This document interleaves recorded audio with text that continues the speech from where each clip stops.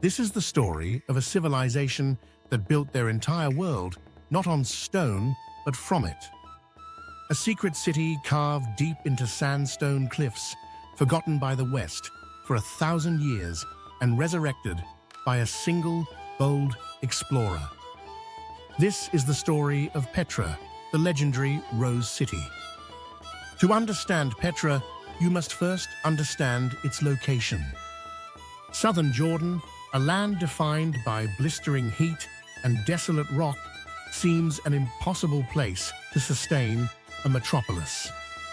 Yet, this is exactly what the Nabataeans achieved. They were an ancient Arab people, originally nomadic, who chose this unyielding valley to build their capital. Their era of dominance began roughly in the 4th century BCE.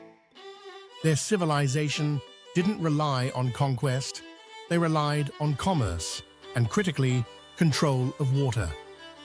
Petra sits at the cross-section of the most vital ancient trade routes. To the south came incense, spices, and myrrh from Arabia. From the east came silks and pepper from India and China. From the west, everything from Roman glass to olive oil. If you wanted to move valuable goods across the Middle East, you had to pass through Petra. And the Nabataeans taxed it all. They grew immensely wealthy, but their most brilliant innovation was not trade, it was hydraulic engineering. In a region that received only 6 inches of rain annually, they became masters of water collection. They carved intricate systems of channels, dams, and cisterns into the rock, harvesting every single drop of seasonal rainfall. This genius allowed them to survive year-round, provide water to massive caravans, and even sustain lush gardens in the desert. Petra was literally an oasis built by human ingenuity. The city's wealth was hidden by its physical defenses. To reach the heart of Petra, you must walk through the Siq. This is not a man-made tunnel. It is a natural geological fault, a winding, dark canyon nearly a mile long and in places barely 10 feet wide. This walk is a journey of mounting awe. As you follow the Siq, the walls soar hundreds of feet above you, cutting out the sun and amplifying the sound of your own footsteps. It was the perfect choke point, easily defended by a handful of archers or guards against any invading army. For 1,000 years, it kept their secrets safe. And then, just as the canyon seems to close in entirely, you see it. A sliver of light, a glimpse of impossible architecture through the narrow gap. The Siq opens up dramatically to reveal the Al-Khazneh, the Treasury. It is one of the most famous sites in the world, yet it is one of the most misunderstood. The Al-Khazneh is not a temple, and it was almost certainly not a treasury. It is a tomb. Carved directly into the sheer face of the sandstone cliff, its facade stands over 130 feet tall. The elaborate Corinthian columns, the detailed friezes, the stunning perfection of the rock-cut carving, all of it was executed from the top down, a testament to the skill of Nabataean stonemasons who worked suspended from ropes. It represents the moment the Nabataeans abandoned their nomadic tents and invested their immense wealth into making the very mountains their monuments. The Al-Khazneh is only the beginning. Petra is not just one structure.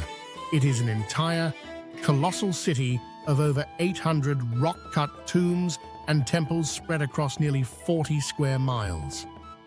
Beyond the treasury, the Siq opens into the main valley, revealing the Street of Facades, a thoroughfare lined with dozens of massive tombs, each one trying to outdo the next in complexity and scale. Here you find the subtle genius of Nabataean architecture, a unique blend of their traditional, austere desert style fused seamlessly with the Hellenistic flair they absorbed from Greek traders and Roman influence. You can still walk past the remains of the massive theatre, carved directly into the bedrock and capable of holding 8,000 spectators. Further on are the royal tombs, including the towering urn tomb, which was so grand it was later converted into a Byzantine church. But for the Nabataeans, the highest place was reserved for worship.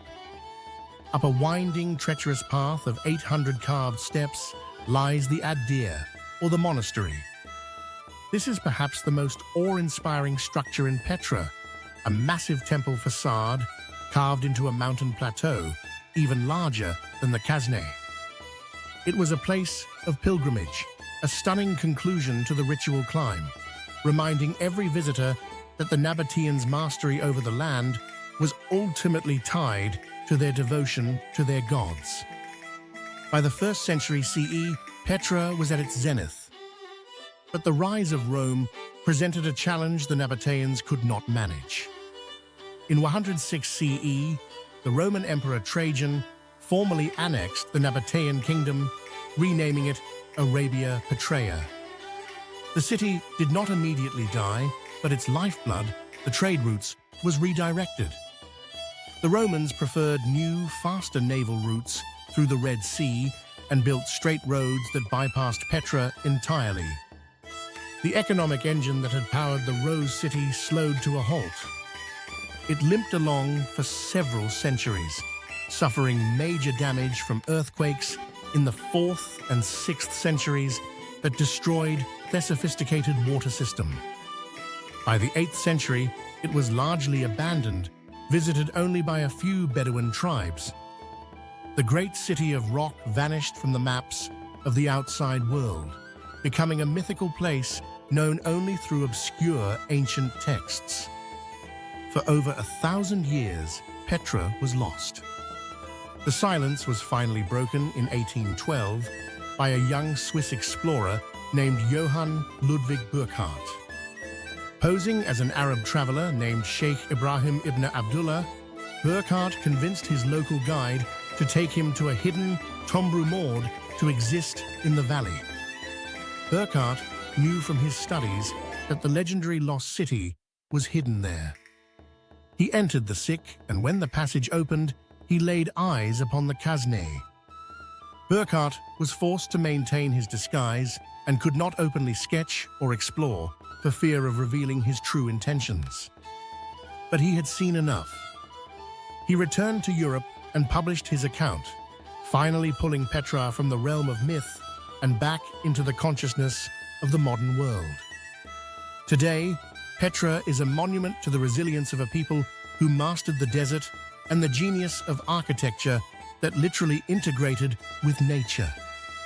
It is a reminder that the greatest legacies are not always those of war, but those carved painstakingly into the unyielding face of the earth.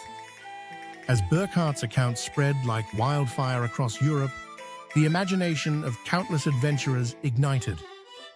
People became captivated by the possibility of uncovering the lost treasures of Petra, prompting expeditions that would brave the harsh desert conditions to witness the wonders for themselves. Each new traveler brought with them tales of stark beauty and architectural mastery, transforming Petra into a symbol of lost glory and human perseverance amidst the unforgiving landscape. The stories recounted how the hidden city was not only a marvel of engineering, but also a testament to the indomitable spirit of the Nabataeans, who thrived where others could not. It wasn't long before Petra's allure attracted not just explorers, but also scholars, artists, and historians eager to unlock the secrets of its past. They pored over ancient texts and studied the intricate water systems that once allowed life to flourish in the barren crags, while artists immortalized its majestic structures in paintings and sketches shared throughout salons and exhibitions. Each visit to the Rose City added a new layer of fascination, solidifying its place in the annals of history as a story of human triumph written in stone.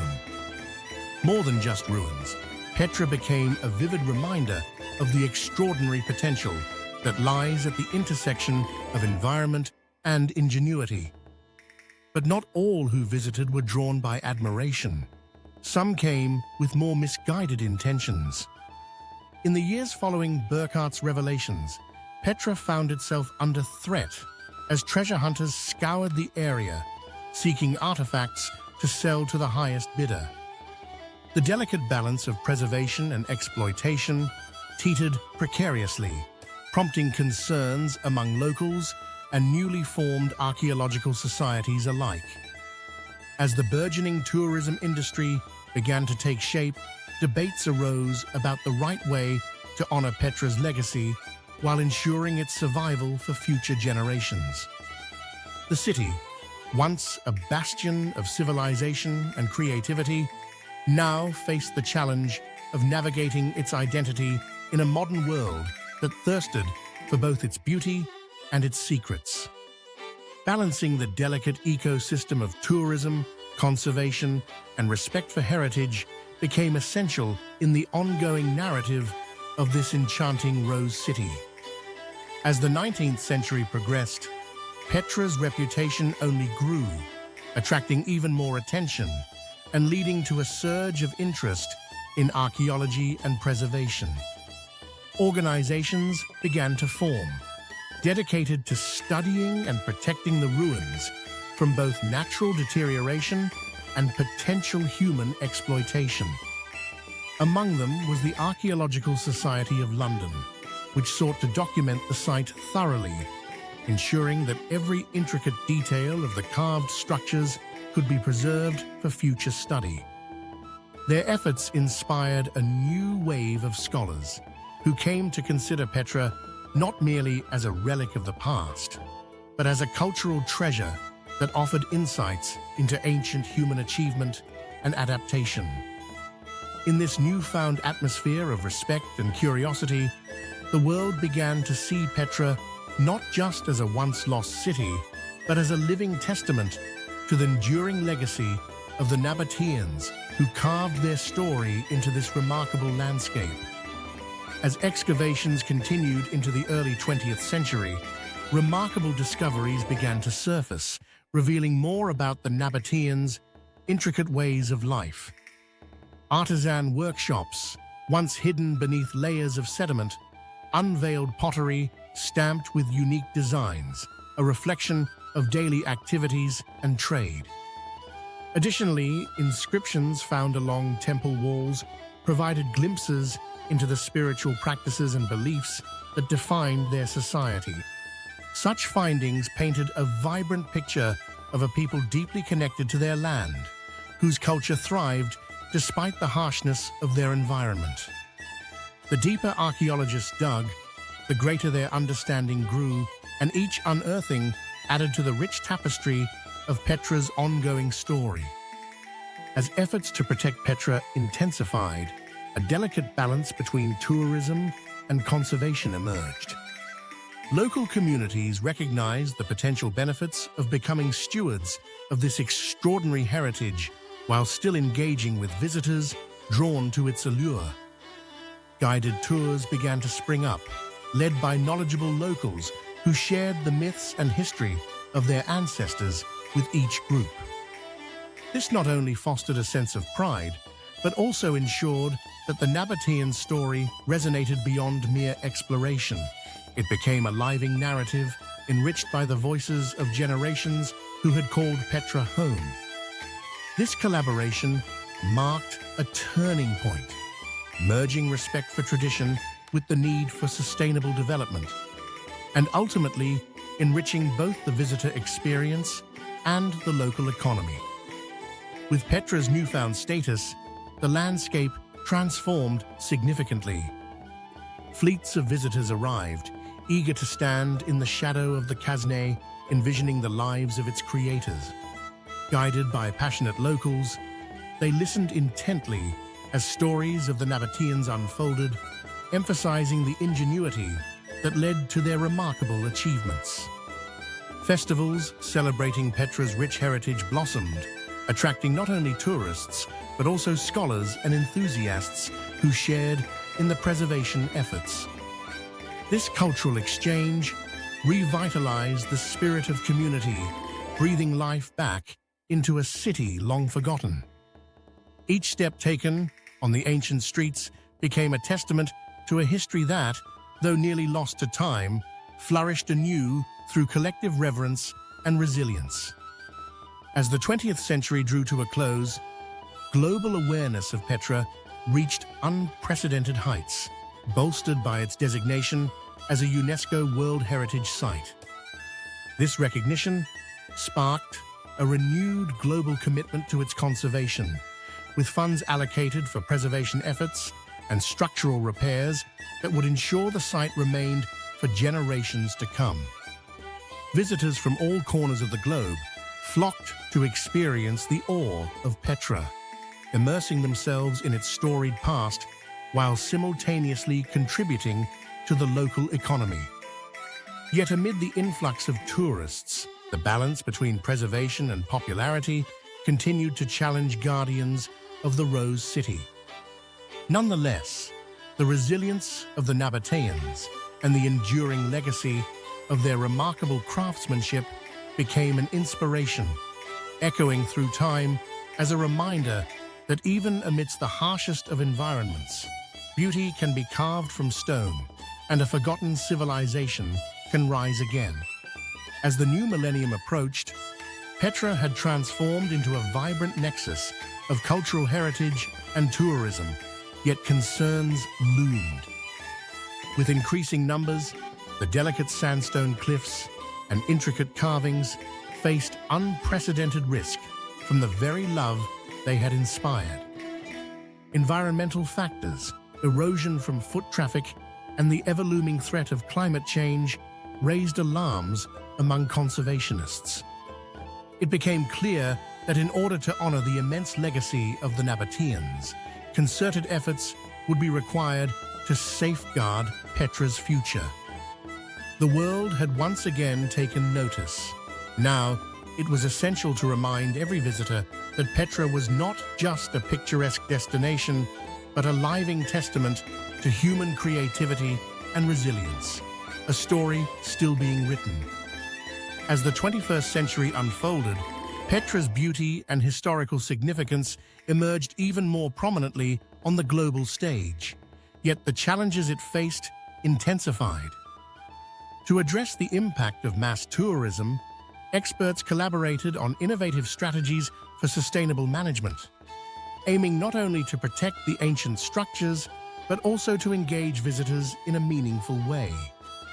Educational programs flourished, teaching tourists about the intricate balance of cultural preservation and environmental stewardship, fostering a deeper appreciation for the site's legendary past. This proactive approach aimed to transform every visit into an opportunity for stewardship, ensuring that Petra's storied legacy would continue to inspire awe and reverence for generations to come. In a world where respect for heritage often clashes with the thirst for modern exploration, Petra stands as a beacon of hope. It is a reminder that every stone tells a story, and conserving the legacy of the Nabataeans requires collective effort.